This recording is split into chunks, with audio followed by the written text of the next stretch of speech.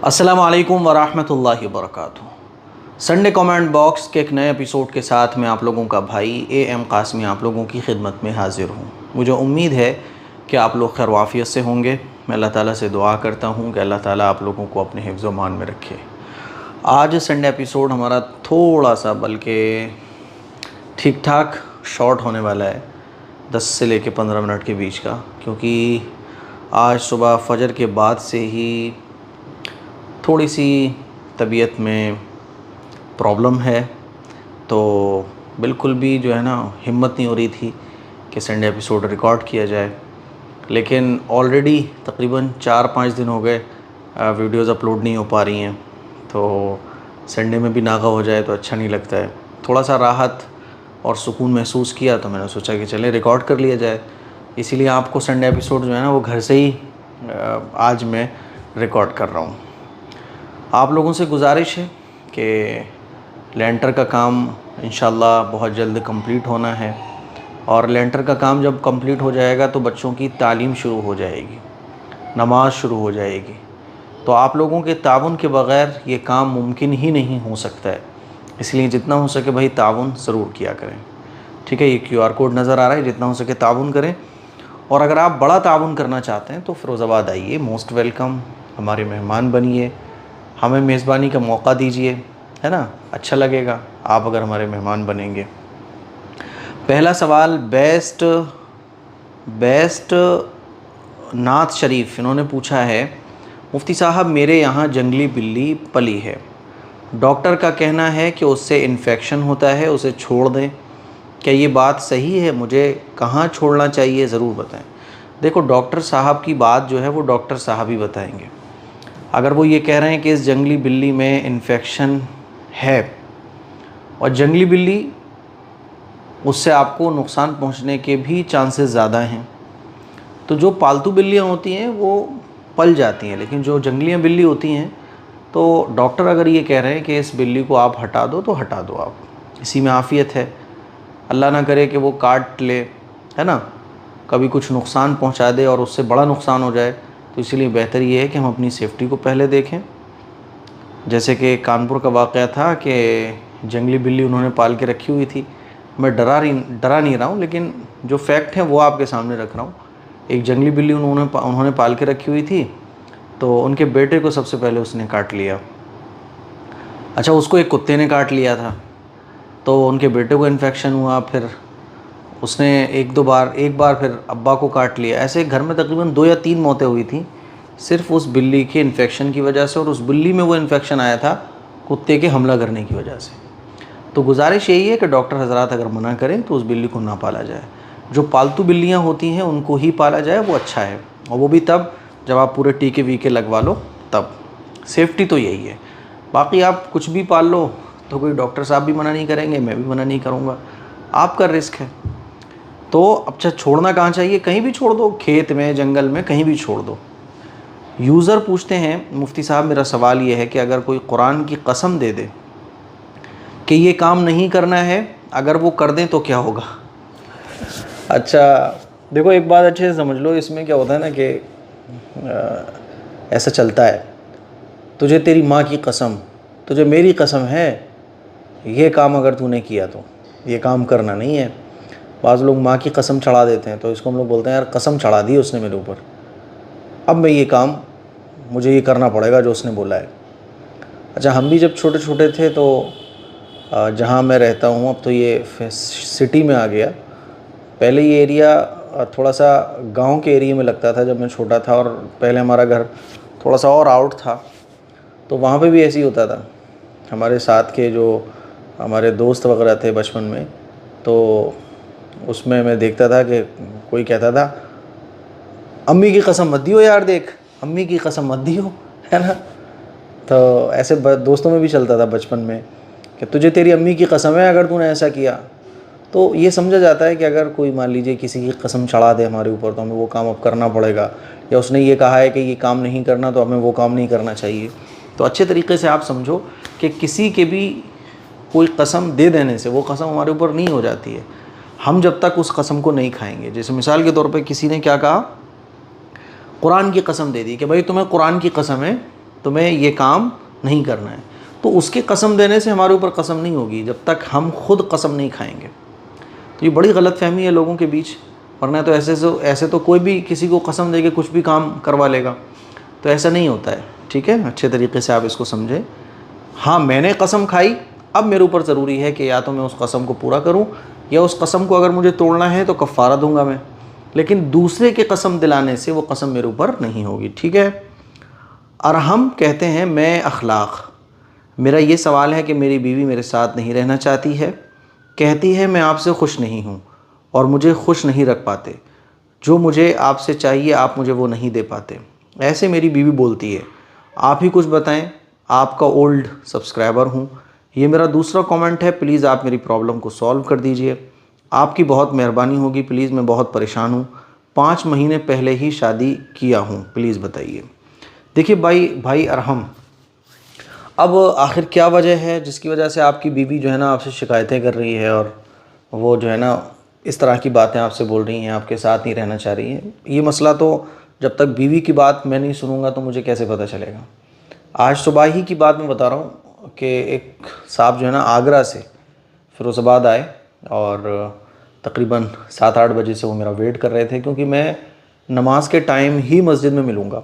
ये मेरा उसूल है भाई, जो भी आए वो नमाज के टाइम ही आए। हाँ, कभी कोई बहुत दूर से आता है और मुझे ख़बर मिल जाए और मैं फ्री भी हूँ तो मैं चला जाता हूँ। तो जब मैंने उनसे मुलाकात करी तो मुझे कहने लगे, मुफ्ती साहब मैं आपका बहुत बड़ा फ़ैन हूँ, मैं आपसे मोहब्बत रखता हूँ। फिर कहने लगे कि मुफ्ती साहब मेरा एक मसला है, फ़िरोज़ाबाद से मेरी शादी हुई थी और मेरी बीवी जो है ना वो अपने मायके में रुकी हुई हैं और वो मेरे साथ नहीं रहना चाहती हैं और उन्होंने कोर्ट में केस वेस भी डाल दिया है। तो मैं ये चाहता हूँ कि वो मेरी बीवी जो है वो मेरे साथ रहने लगें और मेरा मसला सॉर्ट आउट हो जाए। तो ये सारे मसले हमारे अब्बा जी सॉल्व करते हैं, जितने भी झगड़े के मसले हैं, फ़ैसले हैं, ये सब हमारे अब्बा जी के सुपुर्द रहते हैं, क्योंकि पूरा शहर अब्बा जी को जानता है, रेस्पेक्ट करता है, इज़्ज़त करता है, तो वो जो फ़ैसला करते हैं तो लोग मान लेते हैं। तो अब्बा जी ने पूरी डिटेल ली। तो उनकी बातें जब मैंने सुनी तो मैं तो खामोश रहता हूँ, क्योंकि भाई मैंने सिर्फ उनकी बातें सुनी हैं, लेकिन उन्होंने जो बातें मुझे सुनाई तो ऐसा लग रहा था कि यार इनकी बीवी खामख़ा में रुकी हुई है बस।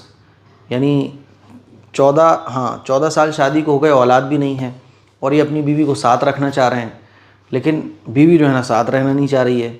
तो ऐसे उनकी बातें सुन के लग रहा था कि यार बताइए कितने बेचारे आदमी हैं और वो कैसी जालिम बीवी है जो केस भी डाल के रखी हुई है कोर्ट में। फिर वालिद साहब आए। हालांकि मैं ये बताना चाह रहा हूँ, मुझे बिल्कुल तरस नहीं आया, क्योंकि मुझे मालूम है भाई अभी वन साइड बात मैंने सुनी है, दूसरी साइड की मैंने बात ही नहीं सुनी है। अब्बा जी जब आए तो अब्बा जी ने बातचीत करना शुरू करी कि लाओ अभी हम कॉल लगाते हैं। फिर अब्बा जी ने डिटेल ली, पूछा कि क्या बात थी, आखिर बात बताओ। फिर उन्होंने बताना शुरू किया कि मेरी तबीयत ख़राब थी, मैं भी दवाएं करता था, ये वो। तो एक दिन मेरी बीवी ने जो ना वो गोलगप्पे खाने की ज़िद करी, तो मैंने समझाया तो इस बात ने तूल पकड़ लिया कि हाथापाई की नौबत आ गई। तो हमारे अब्बा जी ने बोला कि यार गोलगप्पों पर, कि सिर्फ आपकी बीवी गोलगप्पों के लिए ज़िद कर रही थी, इस पर जो है हाथापाई हो गई, सिर्फ गोलगप्पे की बात पर हाथापाई हो गई। तो ये छोटी मोटी बात है कि गोलगप्पे की बात पे तुमने अपनी बीवी की पिटाई लगाई हो, तो ये कोई इतनी छोटी बात तो नहीं है ना, ये तो बहुत बड़ी बात है। तो इसीलिए अब जाहिर सी बात है, ये तो एक हरकत तुम्हारी पता चली है, जब लड़की वालों से बात की जाएगी तो वो तुम्हारी और हरकत ही बताएंगे। तो वो कहने लगे बाबा जी जो भी है आप सॉर्ट आउट करवाइए, जो भी मेरे से गलतियाँ हुई हैं मैं गलतियों की माफ़ी भी मांग लूँगा, तो हो जाएगा उनका मसला हल। तो मैं बताना यही चाह रहा हूँ कि अभी आपकी बीवी क्यों नहीं रहना चाहती हैं, क्या वजह है, क्या प्रॉब्लम है, ये तो बीवी की बात सुनकर ही पता चलेगा। तो जो उन्हें तकलीफ़ें पहुँच रही हैं उन तकलीफ़ों को दूर करें। अच्छा, बाज़ तकलीफ़ें ऐसी होती हैं जो बीवी की तरफ से जेन्युइन होती हैं, यानी वैलिड होती हैं। बाज़ चीज़ें ऐसी होती हैं जो अनवैलिड होती हैं, यानी जिनका जो फिजूल की बातें होती हैं। तो जो वैलिड है उनको मानना चाहिए, जो अनवैलिड है उनको रिजेक्ट कर देना चाहिए। फिर भी मान लीजिए किसी की बीवी किसी के साथ नहीं रहना चाह रही है, तो मैं तो एक बात हमेशा कहता हूँ कि देखो, मियाँ बीवी का रिश्ता होता है सुकून के लिए। अब बीवी जब रहना ही नहीं चाह रही है, तुम ज़बरदस्ती अगर बीवी को रखोगे भी अपने साथ ना, सुकून नहीं मिलेगा तुम्हें। चलो आप झुक जाओगे, कुछ भी कर लोगे, या ऐसे ही मैं बीवी के लिए भी बोलता हूँ। तो जब आपस में दोनों में से कोई एक रहना नहीं चाह रहा है तो ज़बरदस्ती मत रखो फिर, ठीक है भाई, तुम अपने घर हम अपने घर, ठीक है। तो भाई आप मसला देखो अपना पहले, वन साइड बात अभी मुझे पता लगी है। बाकी 2 रकात नमाज सलातुल हाजत पढ़कर अल्लाह ताला से दुआ करो, अल्लाह ताला कोई ना कोई रास्ता निकालेगा। आदिल अशफाक कह रहे हैं भाईजान उम्मीद है आप खैरियत से होंगे, अल्लाह आपके इल्म में मज़ीद इजाफ़ा फ़रमाए। भाईजान एक दो मेरे भी सवाल हैं, उम्मीद है आप जवाब ज़रूर देंगे। नंबर एक, अगर अकेले नमाज अदा किया जाए तो तकबीर कहना लाजमी है क्या? अगर अकेले नमाज अदा की जाती है तो तकबीर कहना लाजमी नहीं है, अलबत्ता मुस्तहब है। जब आप अकेले नमाज़ पढ़ने जा रहे हैं तो तकबीर अगर कह लेंगे तो अच्छी बात है, वरना कोई बात नहीं है। नंबर दो, दो नमाज़ें इकट्ठा पढ़ सकते हैं या नहीं? दो नमाज़ें इकट्ठा पढ़ सकते हैं, लेकिन क़ज़ा नमाज़ें इकट्ठी पढ़ना ये भी दुरुस्त है, जायज़ है, लेकिन नमाज को जानबूझकर क़ज़ा करना और दो नमाज़ों को एक वक्त में इकट्ठा पढ़ना ये गुनाह कबीरा है। अल्लाह के नबी का इरशाद है, जिसने जानबूझकर नमाज छोड़ी है ना और एक वक्त में दो नमाज़ों को उसने जमा किया तो वो गुनाह कबीरा के दरवाज़ों में से एक दरवाज़े में दाखिल हो गया। तो जानबूझकर तो ऐसा नहीं करना चाहिए, कभी गलती से नमाज़ छूट जाए, भूल कर छूट जाए तो अलग बात है ना। आप जो है ना सूरतन दो नमाज़ों को इकट्ठा कर सकते हैं। जैसे मान लीजिए असर का टाइम ख़त्म होने वाला है तो आपने असर पढ़ी और थोड़ी जैसे ही असर का टाइम ख़त्म हुआ फ़ौरन आपने मगरिब पढ़ ली, या ज़ोहर का टाइम ख़त्म होने वाला था तो आपने ज़ोहर पढ़ी और ज़ोहर का टाइम ख़त्म होते ही आपने असर पढ़ ली। तो ये सूरतन जो जमा है ये कर सकते हैं। नंबर तीन, मेरे यहाँ ज़ोहर का वक्त 12:45 से शुरू हो जाता है, जबकि मेरे घर के पास में जामा मस्जिद में 1:15 पर अज़ान होती है, तो क्या 12:50 तक ज़ोहर की नमाज़ अदा की जा सकती है? ये मेरी वालिदा मोहतरमा की जानिब से पूछना चाहता हूँ। आपका इस्लामिक भाई आदिल भाई, देखिए आप जिस इलाके में रहते हैं तो वहाँ आप अपनी मस्जिद में इमाम साहब से पूछ लें जाके, या वहाँ चार्ट लगा होता है पूरा कि आज की डेट में ज़ोहर की नमाज़ का टाइम कितने बजे शुरू हो रहा है, तो वो टाइम आपके इलाके में ज़ोहर का जब शुरू हो रहा होगा तब आपकी वालिदा नमाज़ पढ़ सकती हैं। ऐसे में या नहीं बता सकता। मान लीजिए आपकी मस्जिद में 1:15 बजे अज़ान होती है, हो सकता है 1:10 पर ही टाइम शुरू हो रहा हो, 1 बजे ही टाइम शुरू हो रहा हो, तो असल जो बेस है वो है टाइम का शुरू होना। आपके इलाके में ज़ोहर की नमाज़ का टाइम जब शुरू होगा तब आपकी वालिदा ज़ोहर की नमाज़ पढ़ सकती हैं, ठीक है। अब वो आप देख लीजिए, अपने मौलाना से पूछ लीजिए, गूगल पे सर्च कर लीजिए, मस्जिद में पूरा चार्ट लगा होता है पूरे साल का, उसमें देख लीजिए आप, ठीक। चलिए, फ़रहीन गुल, मुफ्ती साहब आप उलमा की बातें सुनकर ये पक्का इरादा तो कर ली हूँ कि शादी दीनदार से ही करूँगी, लेकिन ये मिलना बहुत मुश्किल लग रहा है मुझे। अगर आपसे ये कहूँ तो आप यही कहेंगे कि शादी किसी से भी कर लो, दीनदार या आलिम होना ज़रूरी नहीं है। आपकी बात को मान लूँ तो बताइए कि इस दीन शख्स के साथ कैसे खुश रह पाऊँगी, कैसे अपनी पूरी ज़िंदगी इसके साथ गुजार पाऊँगी। उसके मेरे मिजाज तो बिल्कुल मुख्तलिफ होंगे। देखिए, बिल्कुल अच्छी सही बात आपने लिखी है कि मिजाज का मुख्तलिफ होना ये बहुत बड़ी मुसीबत है। मिजाज का थोड़ा 19-20 होता है, चल जाता है, लेकिन बिल्कुल ही डायरेक्शन ही अलग अलग है दोनों के मिजाज की, तो ये बड़ा मुसीबत बन जाता है। तो आप देखिए, दीनदार को तलाश कीजिए, है ना। आप अपनी रिक्वायरमेंट के हिसाब से देखिए, है ना। वाकई मेरा मानना ये है कि समझदार लोग होना ज़रूरी हैं, संजीदा किस्म के लोग, समझदार लोग होना ज़रूरी हैं। समझदार आदमी होता है तो वो आपकी बात को समझकर भी जो नहीं होगा वो बन जाएगा। बेनमाजी अगर कोई हो और समझदार हो तो उसको आप नमाज पढ़वा सकते हो, आप उसको नमाजी बना सकते हो, है ना। कोई आदमी अपनी गलतियों को सुधारना चाहता है तो उसको जब आप गलती बताओगे तो अपनी गलती को सुधारेगा और आपका शुक्रगुजार होगा। और जो जैसे कि आजकल एक बड़ी तादाद ना समझो की है, कोई बात उनको बोलो तो वो अपनी तौहीन समझते हैं, तो ऐसे लोगों को आप कितनी ही उनकी गलतियाँ बताओ वो नहीं समझते। तो मेरा मानना ये है कि दीनदार आलिम तलाश कर लो भैया, ठीक है, आपको पसंद है किसी आलिम दीन से शादी करना, आलिम नहीं मिल रहा है तो दीनदार देख लो, दीनदार भी नहीं मिल रहा है तो समझदार देख लो। समझदारी एक ऐसी चीज़ है जो आलिम के अंदर भी होना ज़रूरी है, दीनदार के अंदर भी होना ज़रूरी है। क्योंकि मान लीजिए कि कोई दीनदार है लेकिन समझदार नहीं है, तो उसको वही दीन समझ में आएगा जिसको वो फॉलो कर रहा है ना। जैसे कि मैं आपको ऐसे बहुत सारे दीनदार तबलीग वाले और दीनदार घरानों से ताल्लुक़ रखने वाले बाज़ जो है ना ऐसे लोग जिनकी बड़ी बड़ी दाढ़ियाँ भी हैं, ऐसे दिखा दूंगा कि जो बहुत गलत कामों में मुब्तला हैं, जो अपनी बीवी के हक़ अदा नहीं कर पाते, घर के हुकूक़ अदा नहीं कर पाते। तो दीनदार भी समझदारी तो मोस्ट इम्पोर्टेंट थिंग है। समझदार आदमी होता है तो गैर मुस्लिम भी होता है, वो इस्लाम में आ जाता है। समझ रही हो बात को। तो आप दीनदार देखो, आलिम दीन देखो, कोई भी देखो, समझदार देखो, संजीदा किस्म के लोग देखो, और वो जब आप बातचीत करोगे, आपकी फैमिली में बातचीत करेगी, लड़के वालों से जब बातचीत करेंगे तो फील हो जाता है कि कौन कितना समझदार है। बातों से पता चल जाता है, जब आदमी ज़बान खोलता है ना तो सब पता चल जाता है कि इसके अंदर कितना इसके अंदर कुछ है। ठीक है, चलिए। यूज़र CE, मैंने भी आपसे एक सवाल किया था अपने शौहर के बारे में। वो मुझे ज़बरदस्ती मुझसे ज़िना का काम कराना चाहते हैं, लेकिन मैं बिल्कुल राज़ी नहीं हूँ, लेकिन मैं बहुत टेंशन में हूँ, करूँ तो क्या करूँ? अल्लाह अकबर, अस्तग़फिरुल्लाह। अल्लाह हम सब की ऐसे गुनाह से हिफाजत फरमाए। हो सकता है कि आप लोगों को ये बहुत अजीब लग रहा हो, लेकिन ये बहुत कॉमन चीज़ होती चली जा रही है। ऐसी ऐसी पार्टीज़ हो रही हैं जहाँ जो है ना बीवी एक्सचेंज की जाती हैं 1 नाइट के लिए, 2 नाइट के लिए।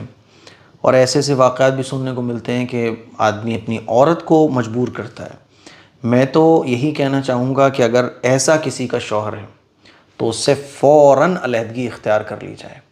ऐसे आदमी के साथ रहने से और ऐसे आदमी को अपना शौहर कहने से मैं समझता हूँ कि तन्हा ज़िंदगी गुजारना और डिवोर्स के साथ अलहदगी इख्तियार करके ज़िंदगी गुजारना ये बेहतर है, क्योंकि आपकी इज़्ज़त महफूज है।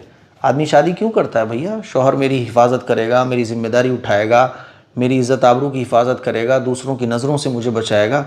लेकिन शौहर ख़ुद ही दूसरों का शिकार बना रहा हो, शौहर ख़ुद ही कोठे पे बिठाने जैसे काम करवा रहा हो, तो ऐसे शौहर से बग़ैर शौहर के होना बेहतर है।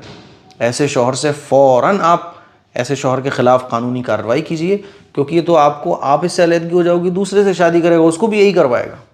इसलिए फ़ौरन इससे अलहदगी इख्तियार की जाए और प्रूफ इकट्ठे कीजिए। आप मेरी ये वीडियो देखने के बाद डायरेक्टली आपको एक्शन नहीं लेना, आप प्रूफ्स इकट्ठे कीजिए। प्रूफ इकट्ठे करने के बाद आप एकदम सख्त इस पर एक्शन लीजिए।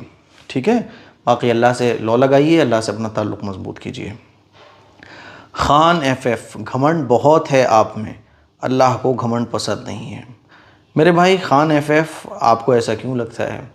और आपको अगर ऐसा लगता है तो आपको ऐसा नहीं लगना चाहिए। आप कभी फ़िरोज़ाबाद तशरीफ़ लाएँ, है ना। हो सकता है बहुत सारी चीज़ें आपको देखने के बाद ऐसा लगता हो, लेकिन ज़रूरी नहीं होता है जो चीज़ें दिख रही हों तो इंसान भी वैसा ही हो।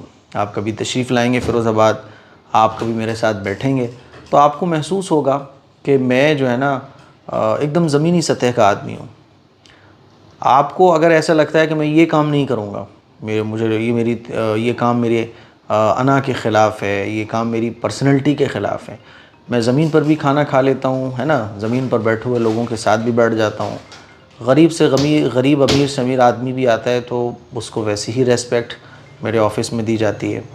तो आपको ऐसा क्यों लगा है? तो ये थोड़े से मेरे लिए फ़िक्र की बात ज़रूर है, और आप मुझे अगर बताएंगे तो मुझे अच्छा लगेगा कि भैया आप मुफ्ती साहब, आपके अंदर ये चीज़ मैंने ऐसी देखी जिससे मुझे ये लगा कि आपके अंदर घमंड बहुत है। तो मैं इंशाअल्लाह आपको आपकी इस्लाह के काबिल कोई चीज़ होगी तो आपकी इस्लाह करूँगा, अगर अपनी इस्लाह की कोई बात होगी तो अपनी भी इस्लाह ज़रूर करूँगा। हो सकता है कि वो लास्ट वीडियो जो मैंने अपलोड की थी संडे एपिसोड में कि एक मौलाना साहब मुझे एक्सपोज़ कर रहे हैं, तो उनके जवाब में मैंने कहा था कि उन्होंने जो बोला है वो भी ठीक है, मैंने जो बोला है वो भी ठीक है। तो वो बिल्कुल मैंने ठीक ही बोला है कि वो जो मौलाना साहब मुझे एक्सपोज़ कर रहे थे वो अपने हिसाब से बिल्कुल ठीक है, क्योंकि जो वो मसला बयान कर रहे हैं वो उस मसले में बिल्कुल ठीक है। और मैंने जो बात करी है वो मैंने पूरी इंडिया की आवाम जो मुझे सुनती है, जितनी भी ख़वातीन मुझे सुनने वाली हैं, तो सबके अलग अलग मसले हो सकते हैं। उन डिफरेंट मसलों के अकॉर्डिंग मैंने एक उसूल लोगों को दिया कि आप इस सिचुएशन में ऐसा करें। तो मैंने यही बोला कि भैया जिसके अंदर है ना इल्म जितना होगा वो उसके हिसाब से बात करेगा। तो उन्होंने जो बोला है वो बिल्कुल ठीक है। बाकी उस मेरे कहने पे आपको ऐसा लगा तो गलत बात है, ऐसा नहीं लगना चाहिए। अल्हम्दुलिल्लाह मैं इतना ज़रूर कह सकता हूँ कि मेरा दिल जो है ना वो तकब्बुर से पाक है, बिल्कुल। मैं ये बिल्कुल कह सकता हूँ, क्योंकि आज भी मैं यही समझता हूँ कि भैया मैं क्या हूँ, कुछ भी नहीं हूँ यार, मैं कुछ भी नहीं हूँ। मिट्टी से पैदा हुआ हूँ, मिट्टी में मिल जाना, इंसान को किस बात का तकब्बुर है? मुझे किसी चीज़ में कोई तकब्बुर नहीं है। अल्हम्दुलिल्लाह इस चीज़ से मेरा दिल बिल्कुल साफ़ है। चलिए साहब, अगला सवाल अंसारी क्वीन पूछती हैं, मुफ्ती साहब जी हम सबको आप पे पूरा भरोसा है, आपकी हर बात सही होती है माशाल्लाह। आप लोगों का भरोसा है, आप लोगों को भरोसा है, बहुत बहुत शुक्रिया इसके लिए। मुझे भी आप लोगों पे पूरा भरोसा है इसीलिए बहुत सारी चीज़ें आपको दिखेंगी ऐसी जो लगेंगी यार ये शुद्ध नहीं होना चाहिए। जैसे बाज़ दफ़ा लोगों को लगता है ना कि यार मैं दिखा के क्यों मदद करता हूँ, है ना। मदद तो चुपके से करना चाहिए, मैं लोगों को दिखा क्यों रहा हूँ, तो उसकी वजह आप नहीं समझ सकते। वो कहते हैं ना कि जो जिस फील्ड का होता है उसी को वो चीज़ समझ आती है। जैसे मैं एक मिसाल देता हूँ, डॉक्टर को अगर कोई ना जानता हो, मतलब किसी को ये पता ना हो कि ये डॉक्टर है, दूर से किसी को डॉक्टर को दिखाया जाए, वो चीर फाड़ कर रहा हो पेशेंट की, मरीज़ की, तो वो देखने वाले यही कहेगा यार ये आदमी कैसा है, अच्छे खासे आदमी को चीर फाड़ कर रहा है ना। लेकिन डॉक्टर उसकी चीर फाड़ जो कर रहा है तो उसकी खैर के लिए कर रहा है। ऐसे ही एक बच्चे से अगर पूछा जाए, इंजेक्शन जब डॉक्टर लगाता है तो बच्चा कहेगा मेरे माँ बाप भी कितने बड़े नालायक जालिम है, ये डॉक्टर भी कितना बड़ा जालिम है, मुझे सुई चुभो रहा है मुझे। लेकिन जब बच्चा बड़ा हो जाता है, उसको समझ आती है, तो पता चलता है कि डॉक्टर मेरे लिए खैरखा था वो। तो ऐसे ही जो जिस फील्ड का होता है उसको समझ आता है। तो मेरी बहुत सारी चीज़ें आपको नहीं समझ आती होंगी क्योंकि आप उस जगह पर नहीं हो जिस जगह पे मैं वो काम कर रहा हूँ। हाँ, मेरे लाइन वाले जो उस काम को उस लाइन पे उतर के कर रहे हैं ना, वो समझेंगे मेरी बात को। चलिए साहब, रुकैया कुरैशी, राकिया कुरैशी, पता नहीं क्या नाम है, मेरे भाई को कैंसर हो गया है और डॉक्टर ने ला इलाज बोल दिया है। आप सबसे दुआ की गुजारिश है। उनका नाम कलीम ख़ान है और उनकी उम्र 37 है। मैंने कुछ दिन पहले एक वीडियोज़ अपलोड की थी कि ला इलाज बीमारी के लिए हम क्या करें। वो वीडियो आप ज़रूर देखें और वो अमल अपने किन से करवाएं, भाई से करवाएं, ठीक है। यूज़र मोहम्मद, क्या चेहरे का पर्दा ना करना गुनाह है? चेहरे ही से तो सब कुछ होता है, चेहरे से ही तो आदमी अट्रैक्ट होता है, चेहरे से ही तो सब कुछ पसंद किया जाता है, चेहरे से ही तो सब कुछ, यानी ये समझ लें कि फीलिंग्स की जो शुरुआत होती है वो चेहरे से ही होती है। कोई किसी पे फ़िदा चेहरे पर होता है, चेहरे को देखकर होता है। फिर जब फ़िदा होता है सबसे पहले आंखें मिलती हैं, फिर मुस्कुराहट आती है, आगे के सारे काम चेहरे से ही शुरू होते हैं। तो चेहरा तो आप ये समझ लें कि जिस्म का मरकज़ है, इसको तो ख़ास तौर पे हमें पर्दे में रखना चाहिए। तो ये कुछ सवालात थे। मुझे उम्मीद है कि आप लोगों को आज का संडे एपिसोड पसंद आया होगा। इस क्लिप को शेयर करें, दूसरों तक पहुँचाएँ और जितने भी आप लोगों के सवालात हैं ज़रा साफ़ सुथरे अल्फाज में खूबसूरत तरीके से अपना सवाल कमेंट बॉक्स में जाके कमेंट कीजिएगा। मेरे लिए दुआ कीजिए, है ना। थोड़ी सी तबीयत ठीक नहीं है, मेरे बोलने से आपको लग भी रहा होगा। दुआ कीजिए। अस्सलामु अलैकुम वरहमतुल्लाहि वबरकातुहू।